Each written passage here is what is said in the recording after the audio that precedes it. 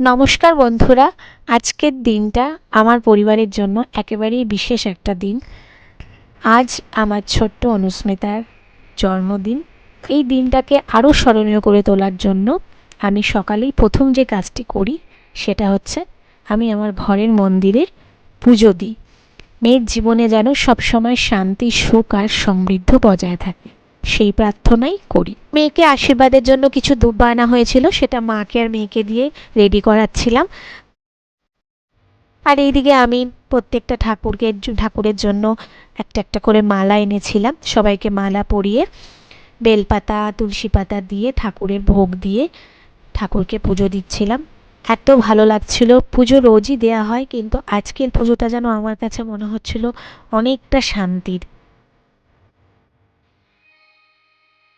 জন্মদিন মানে শুধু কেক আর উপহার নয়, এই পুজোর মাধ্যমে আমরা চাই মেয়ের জীবনে প্রতিটি মুহূর্ত যেন আনন্দ আর ইতিবাচকতা থাকে। পুরোহিত মশাইও একদিন আমায় বলেছিলেন, এমন পবিত্র দিনে পুজো করলে দেবীর আশীর্বাদ সবসময় থাকবে। আমি চন্দন ঘষে ঠাকুরকে পরিয়ে মেয়ের কপালেও একটু পরিয়ে দিলাম।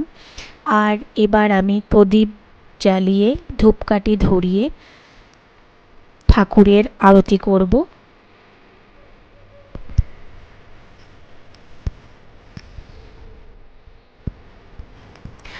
শঙ্খ বাজিয়ে আমি পুজো আস্তে আস্তে শেষের দিকে।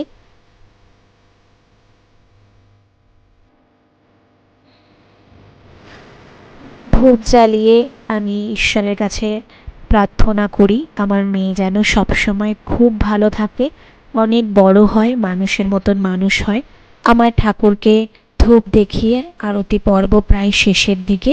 এবার আমি প্রদীপ প্রদীপ আমি ঈশ্বরের কাছে দেখিয়ে এবার আমি ঈশ্বরকে প্রণাম করব আর আমার সন্তানের জন্য শুভ কামনা করব।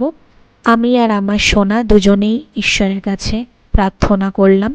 আর প্রদীপের শিখা আমি আমার সোনার মাথায় বুকে ছুঁয়ে এবার আমি আমার পুজো সমাপ্ত করব, কারণ এখন আমার পরিবারের সকলের জন্য আমাকে খাওয়া দাওয়ার আয়োজন করতে হবে। আজকের এই দিনটা আমাদের জন্য শুধুমাত্র অনুস্মিতার জন্মদিন নয়, বরং জীবনের ছোট ছোট আনন্দকে উদযাপনের একটা উপলক্ষ। তো বন্ধুরা, ভিডিওটি ভালো লাগলে অবশ্যই লাইক, কমেন্টস আর শেয়ার করবেন, আর আমার চ্যানেলটিকে সাবস্ক্রাইব করবেন। খুব ভালো থাকবেন। ধন্যবাদ।